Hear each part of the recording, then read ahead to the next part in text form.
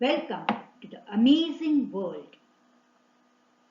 In our previous chapter, we learned about the economic and social condition of Russia in the early 20th century or before 1914. Today, we are going to study about the political parties who spread the idea of socialism in Russia.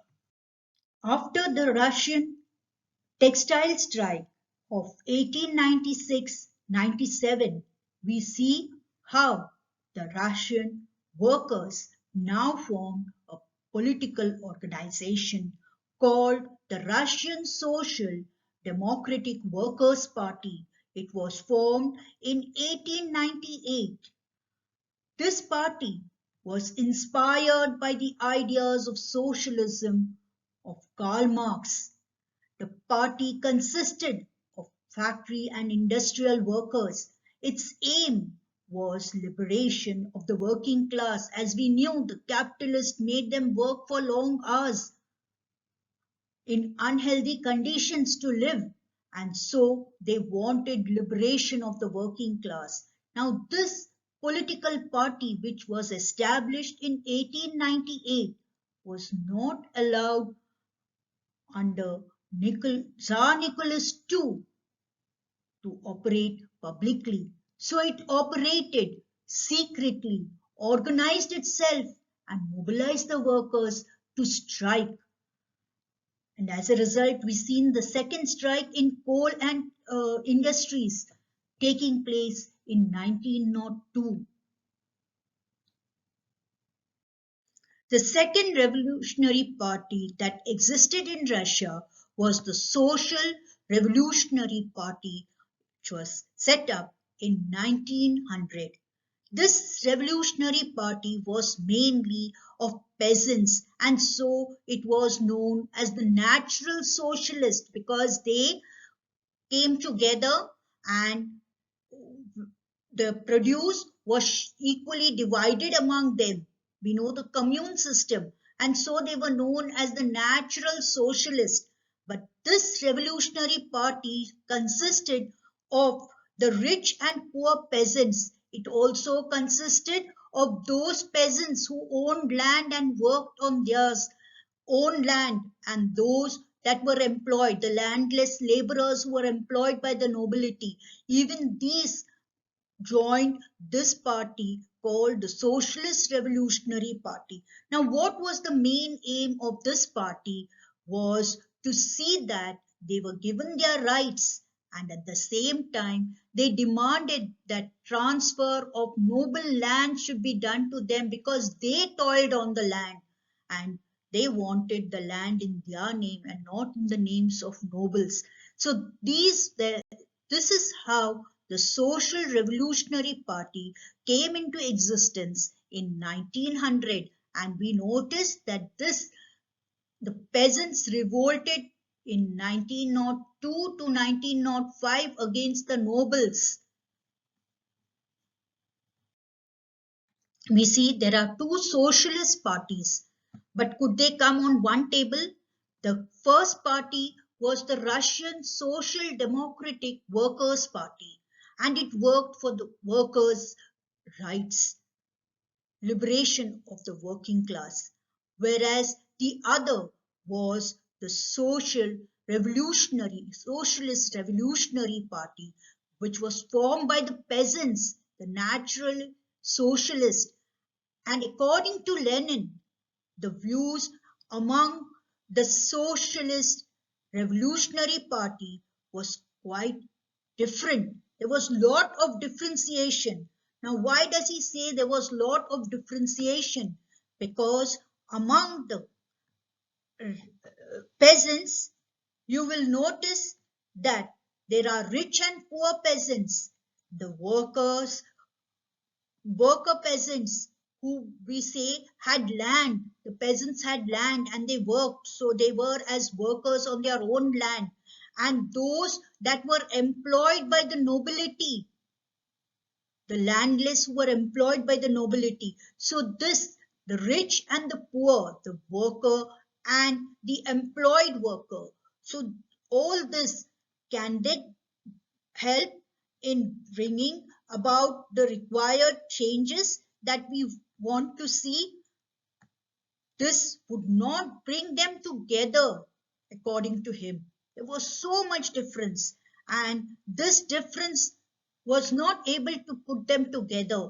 As a result, he said that they could not be a part of the socialist movement that existed. They are not one unit. He did not consider the Socialist Revolutionary Party as one unit that could fight or try to bring about a socialist movement that was required in Russia during the early 20th century.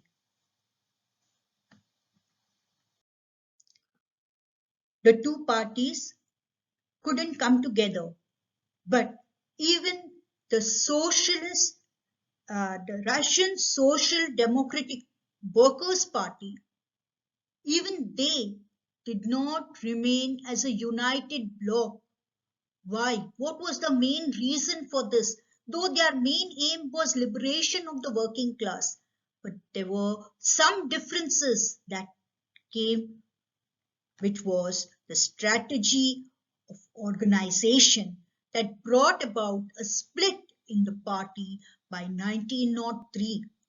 What was the reason for the split was that on one side there was Lenin, who spoke that the Bolsheviks should be a more disciplined, control the number of members, and have quality members. And so the Bolshevik actually means a majority. Whereas there was the other party that was known as the Mensheviks. Now the Mensheviks was by Julius Marto, and he propagated, or his idea was that it should be open to all members. There should be no difference and number in quality of members. All this should be kept apart when we are fighting for our rights of liberation. So you see that by 1903 there was a split in the Russian Social Democratic Workers' Party, that was the Bolsheviks and the Mensheviks. Now if you look at how the Russian Social Democratic Workers' Party has split, you can relate it to the Indian National Congress that had split in 1906. To summarize, what you have learned today is that first, the Russian Social Democratic Workers' Party was formed in 1898. It was formed to advocate the liberation of the working class. But this party did not last long. In 1903, it split on strategy of organization into the Bolshevik and Menshevik.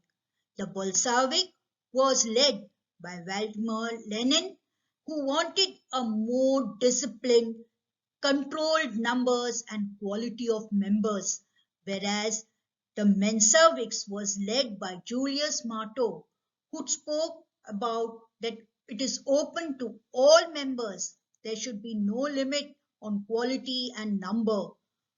Whereas the second party that was formed was the Social Revolutionary Party of 1900. This Social Revolutionary Party of 1900 advocated the peasants' rights and the transfer of noble lands to them. But the peasants group was divided with rich and poor peasants. Peasants with land who worked as workers on their own land, and those who were employed as workers by the nobility. So when this difference was there, Lenin put this differentiation among workers and said that they could not be a one unit that is fighting a socialist movement in Russia in the early 20th century. Thank you and see you in the next video.